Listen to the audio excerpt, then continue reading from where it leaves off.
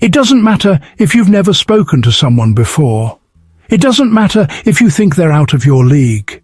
Because once you understand how to use these 3 simple words the right way, I promise you, the dynamic completely shifts. Too many people struggle when it comes to creating genuine connections. They either try too hard to impress with grand gestures and expensive gifts, or they fall into the trap of using weak, approval-seeking phrases like, "Whatever you want, I'll do whatever you say. Just let me know when you're free. Let me tell you something." This is the exact opposite of what works. The 3 words, you and I. I know what you're thinking. That sounds too simple. How can that possibly work? But listen carefully, because when used correctly, these words have a psychological effect that naturally sparks connection and attraction. These words subtly communicate 4 things that people instinctively find attractive. First, interest. You're making it clear that you want to connect without hesitation. Second, respect. You're not desperate. You're simply leading with intention. Third, confidence. You sound certain and self-assured, which naturally draws people in. And finally, initiative. You take the lead instead of waiting for permission. This is exactly why so many people fail at creating attraction. They hesitate, they overthink, and they wait for the other person to make a move. But the truth is, people are drawn to those who know what they want and aren't afraid to express it. Before we dive in, here's what I want you to do. Comment below which scenario you need help with most. Starting conversations, asking someone out, or maintaining attraction in a relationship. Your engagement helps us create content that truly serves you. And here's something exciting. We're launching free counseling videos soon, featuring experienced relationship experts who will share practical wisdom on communication, connection, and building healthier relationships. So, subscribe now and turn on notifications so you don't miss out. Your support lets us know we're doing a great job bringing you this valuable content. Now, let's break down exactly how to use you and I in different situations to create natural attraction and genuine connection. The problem with how most people approach conversations is, well, pretty common. The first few seconds of any conversation really set the tone for everything that follows. If you start off hesitant, awkward, or just a bit too passive, it becomes difficult to build genuine connection. That's why, honestly, the way you open a conversation matters more than you think. Most people make the mistake of being too vague, too unsure, or just too passive. They try to be nice or polite, but in reality they come across as, well, unmemorable. Here's how most people approach someone they're interested in. "Hey, I was wondering if maybe you'd like to hang out sometime." Or even worse, "Hi, what do you like to do for fun?" These kinds of openings fail for 3 reasons. First, they lack confidence. You sound like you're hoping they'll be interested instead of being secure in yourself. Second, they lack direction. You're not leading the conversation. You're putting all the pressure on them to decide what happens next. And third, they don't create intrigue. There's nothing engaging or exciting about these questions. They've, heard them 1,000 times before. The right way to start a conversation. Now, let's compare that to the right way using our powerful phrase, "You and I should grab a coffee." Why does this work so well? Well, it's direct and confident. You're not asking for permission. You're leading with certainty. It's casual and natural. There's no pressure or over-explaining. And it subtly suggests connection. By saying "you and I," you're already framing the two of you as a unit, which creates an instant sense of possibility. So, why is confidence really key in those first few seconds? Well, people instantly pick up on social cues. The way you present yourself, your tone of voice, and even your body language. All of these things send messages before you even say a word. When you open a conversation with something like, "You and I should grab a coffee," you're sending a clear message. I know what I want, and I'm confident enough to express it. And, that's attractive. People respect and respond to those who communicate with certainty because it shows strength, leadership, and self-assurance. Most people think being attractive is about looking perfect or having the ideal pickup line. But in reality, attraction is about the energy and confidence you bring into the conversation. The words you use in conversation affect how others perceive you. By saying "you and I," you're planting an idea in their mind that you're already connected. Instead of feeling like they're being approached by just another person, they subconsciously start seeing themselves as part of a dynamic with you. So, let's compare these two approaches for a moment. The first one goes, "Would you maybe want to hang out sometime?"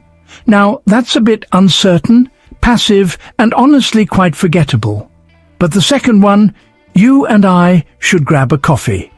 That comes across as bold, confident, and much more engaging.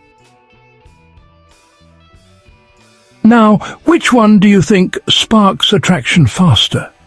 Well, it's the second one, every single time. That's because, people are naturally drawn to those who make decisions. But just to be clear, this isn't about being controlling or arrogant. It's really about showing that you're comfortable leading a situation without any hesitation. How to deliver this line for maximum effect? Saying the words isn't enough. You also need to deliver them with the right energy. And here's how to do it properly. First, speak with a calm, relaxed tone. No nervousness, no rushing your words. Second, make eye contact. It signals confidence and sincerity. Third, smile slightly. Not a huge grin, just a natural, easygoing expression. And finally, use open body language. Stand tall, shoulders back, and don't fidget. If you hesitate, mumble, or sound unsure, the phrase loses its power. The goal is to say it as if it's the most natural thing in the world. Because when you do, they'll feel the confidence behind your words. What if they say no? One of the biggest fears people have is rejection. But here's the thing, you should never be afraid of it. If you say "you and I should grab a coffee" and they say no, it's not the end of the world. In fact, how you respond next is just as important as how you started the conversation. Wrong response? Okay, maybe some other time. That comes across as weak, apologetic, and honestly, it lowers your value. Right response. No worries. I'm sure you and I will cross paths again. That's confident, unbothered, and it maintains respect.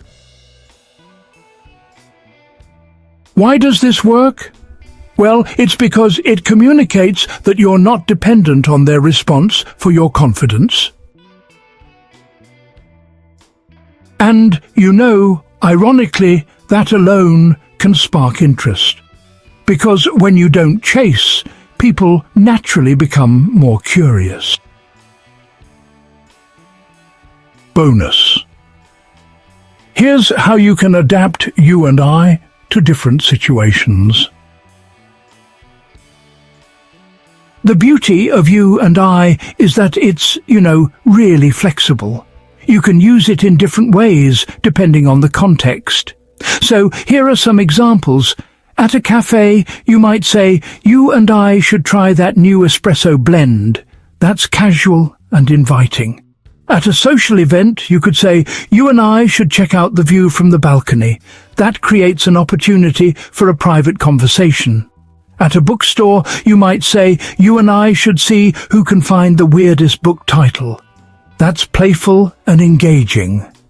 And at the gym, you could say, "You and I should do a quick competition. Who can hold a plank longer?"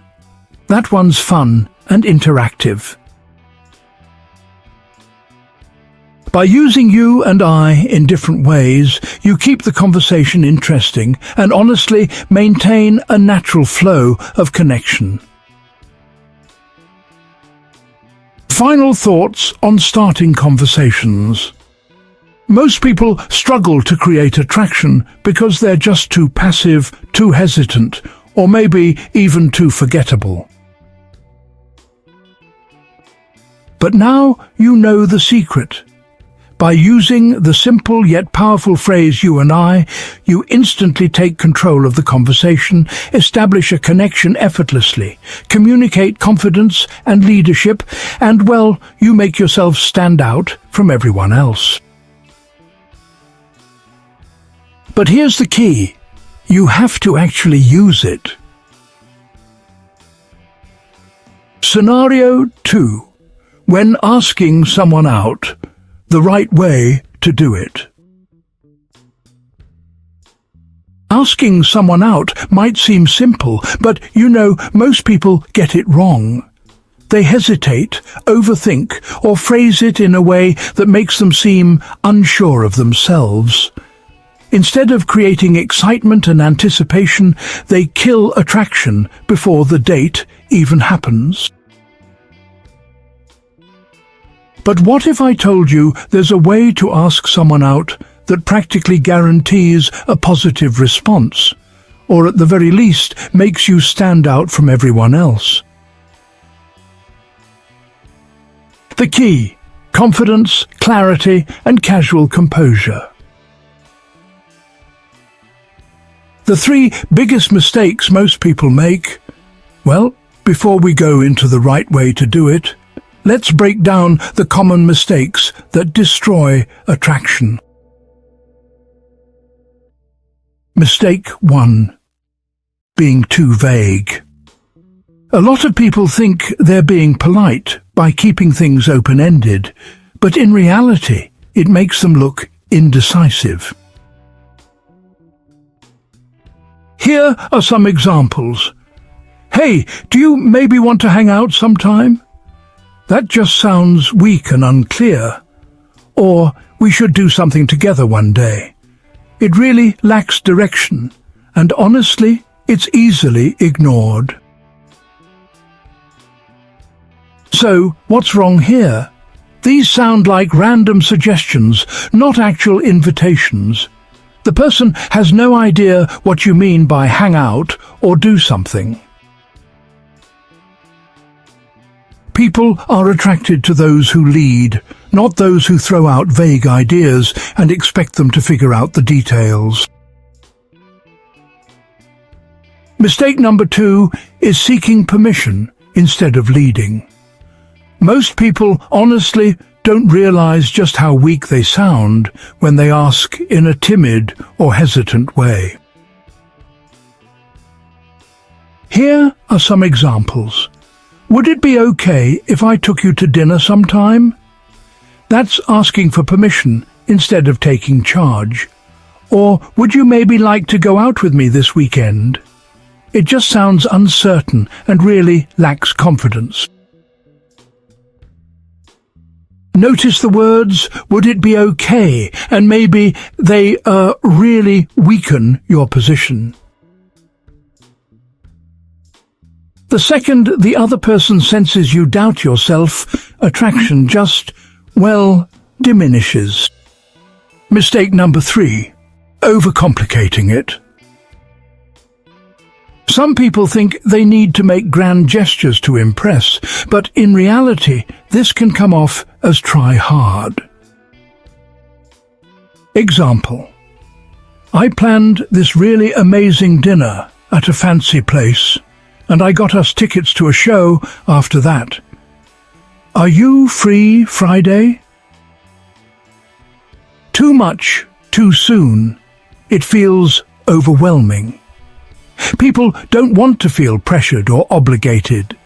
They want to feel like they're saying yes to someone who is cool, confident, and fun to be around. So, let's talk about the right way to ask someone out. Now that you know what not to do, let's go over the right way, with confidence and ease. Step 1. Keep it simple but direct. People are naturally drawn to decisiveness. Instead of, asking if they want to go out, just assume they're interested and communicate your plan with confidence. Here are some examples. Let's grab a drink this Friday. Or, you and I are getting coffee this weekend. And there's this cool spot I think you'll like. We're checking it out Thursday. So, why does this work? It's confident. You're not waiting for permission, You just go for it. It's clear they know exactly what the plan is, no confusion at all. It's casual. There's no pressure, just an easygoing vibe, really. Notice how there's no hesitation, no question marks, and no weak phrasing. Step 2. Use the power of you and I. A psychological trick that works wonders is framing your invitation as if you two are already connected. All right, so here are some examples. You and I are checking out this cool new place on Saturday. Or you and I should try that new sushi spot this week, and you and I are going to have a blast at this place I found. So, why does this work, you might be wondering? Well, it makes them feel like the date is already happening, It avoids sounding like a desperate request. It creates an automatic sense of exclusivity and connection. Step 3. Make it casual, not a big deal. One of the biggest reasons people say no to dates is because they feel, just too much pressure. If you treat asking them out like it's some huge life-changing moment, honestly, they'll sense your nervousness and feel uncomfortable. That's why your tone really needs to be light, relaxed, and, effortless. So, let's compare these, shall we? I really like you, and I was wondering if you'd want to go out with me. That's just a bit too formal, and honestly, it feels like quite a big emotional risk. Hey, I'm grabbing coffee Saturday. You should join me. See, that's casual, smooth, and pretty inviting, isn't it? See the difference? One sounds needy, while the other sounds like an invitation to something fun. Step 4. Give them a simple escape. This one's optional, but honestly, it can be really effective. This is a subtle psychological trick that makes them more likely to say yes.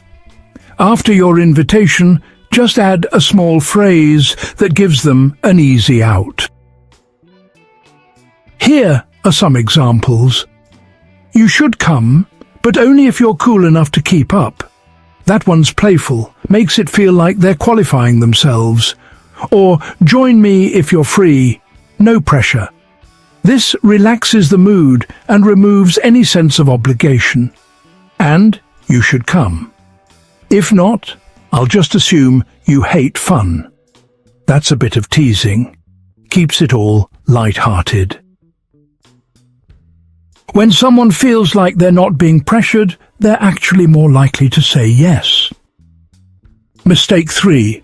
Overcomplicating it. Now that you know what not to do, let's go over the right way with confidence and ease. Step 1. Keep it simple but direct. People are naturally drawn to decisiveness. Instead of asking if they want to go out, assume they're interested and communicate your plan with confidence. For example, you might say, "Let's grab a drink this Friday." Or, "You and I are getting coffee this weekend." Maybe even, "There's this cool spot I think you'll like. We're checking it out Thursday." Why does this work? Well, it's confident. You're not waiting for permission. It's clear. They know exactly what the plan is. And it's casual. There's no pressure, just an easygoing vibe. Notice how there's no hesitation, no question marks, and no weak phrasing. Step 2. Use the power of you and I.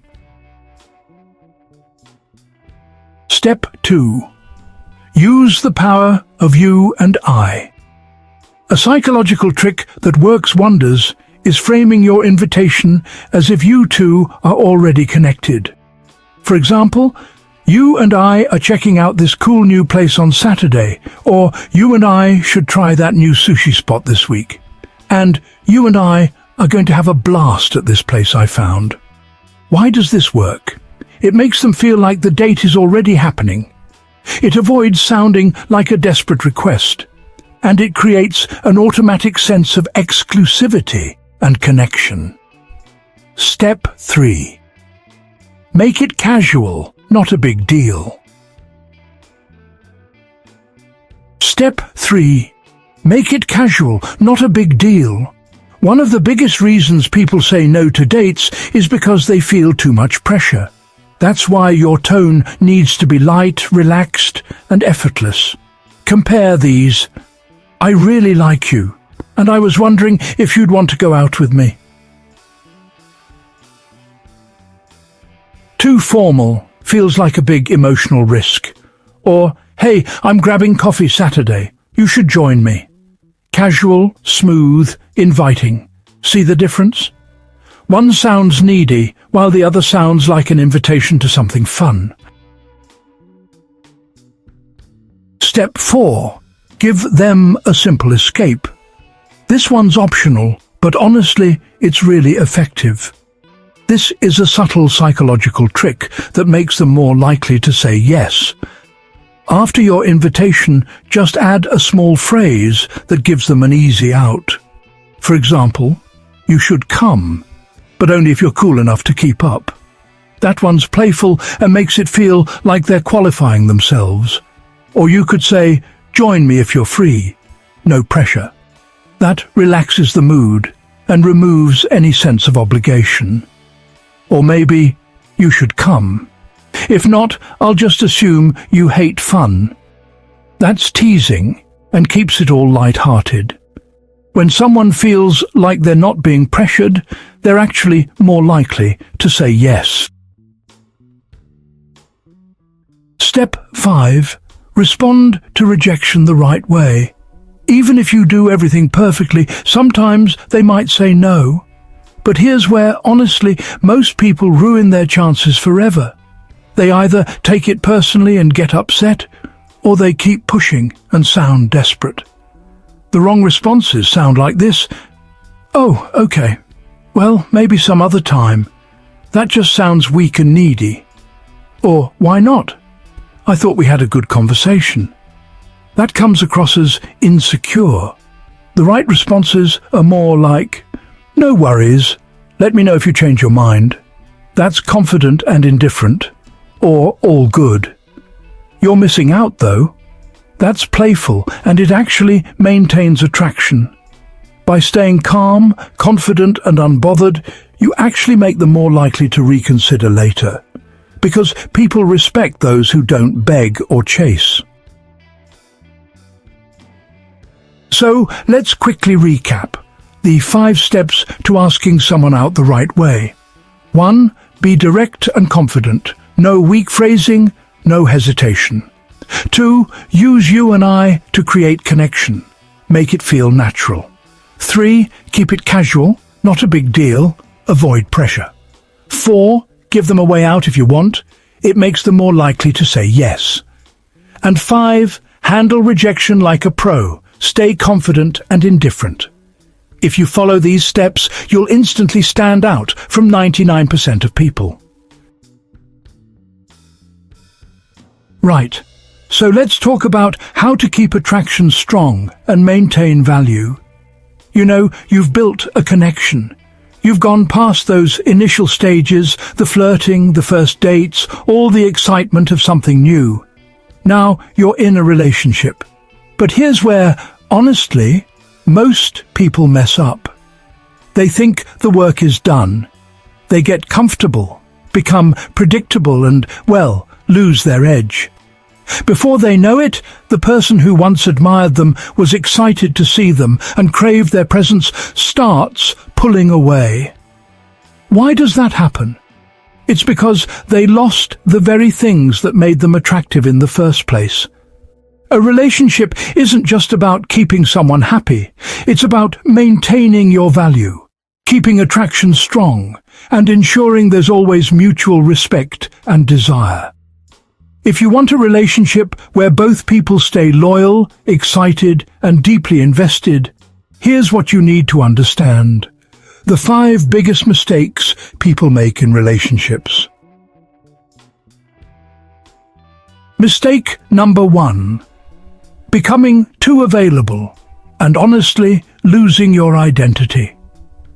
At the start of a relationship, you had your own life, your goals, your priorities. But once some people get into relationships, they start making their partner their whole world. They cancel plans to be with their partner all the time, stop doing the things that made them confident and attractive, and, well, text or call excessively, which just removes any sense of anticipation. Why does this kill attraction? Because let's face it, people love growth, mystery, and excitement. They want to feel like they're adding to your life, not that they become your entire life. So, what should you do instead? Keep your independence. Stay busy. Maintain your hobbies, career, fitness, and social life. Let them feel like they're earning a place in your life, not that they automatically own all your time.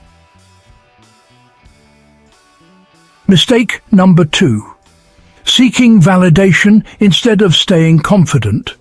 A lot of people, once they're in a relationship, start looking for constant reassurance. Do you still love me? Are you happy with me? Am I a good partner? These might seem like harmless questions, but honestly, they weaken your position. Why? Because it shifts the power dynamic. Instead of being the confident person they were drawn to, you become someone who's constantly checking for approval. What should you do instead? Lead with confidence. Assume that they're with you because they want to be. Don't ask for reassurance.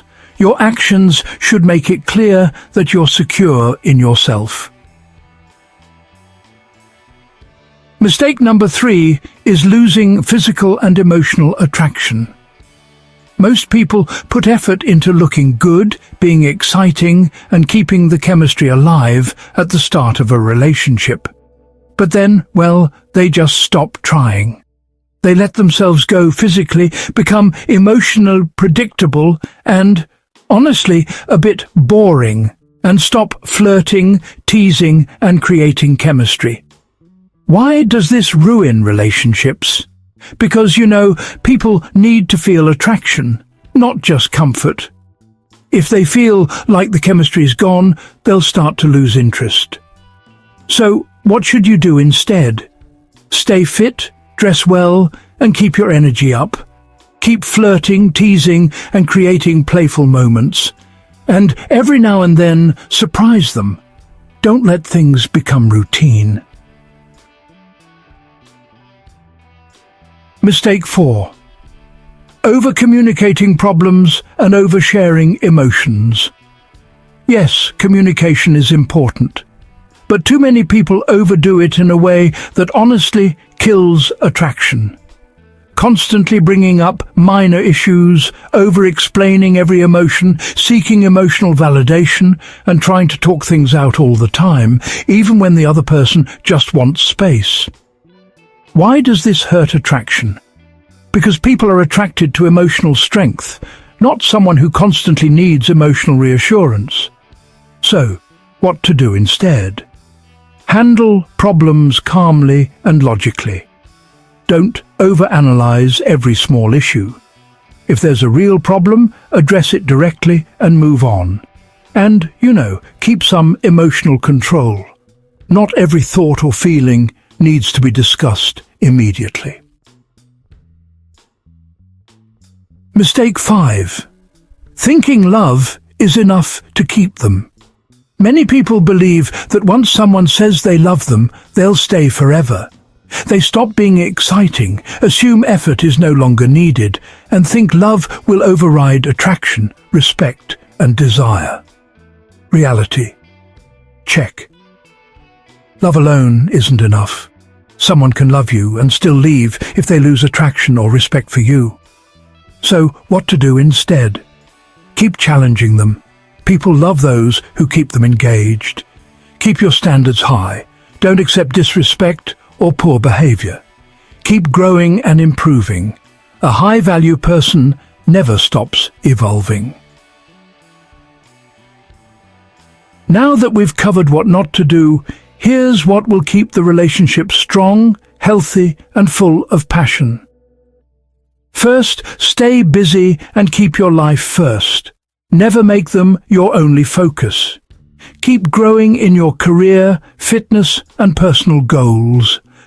When you have your own purpose, they'll respect and admire you more. Second, keep the mystery and playfulness alive. Surprise them sometimes. Don't be too predictable. Flirt, tease, and make them work for your attention instead of always giving it freely. Third, maintain your confidence and leadership. Don't be overly emotional or reactive. Stay calm, composed, and logical. Lead the relationship. Don't wait for them to tell you what to do. Fourth, stay physically and emotionally attractive. Keep yourself in shape. They fell for the best version of you, so maintain it. Keep the chemistry alive. Don't let the relationship turn into just being roommates or best friends without passion. And fifth, never stop improving and evolving. The moment you stop growing, you become boring. Keep striving for bigger goals. Let them see that you're someone who's always progressing, always becoming better. In a world where most people either try too hard or not hard enough, where connections feel superficial and relationships fall apart due to poor communication and lost attraction, understanding the psychology of language and confidence can transform your entire approach. The phrase, "you and I," is more than just words. It's a mindset.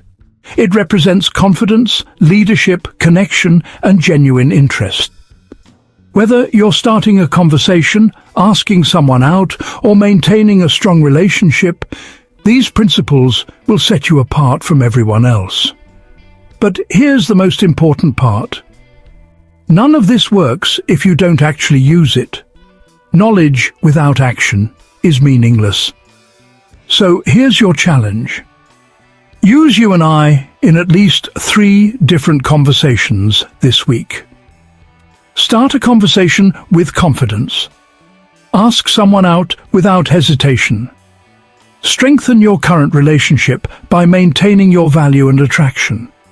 Then come back and tell me how it went in the comments.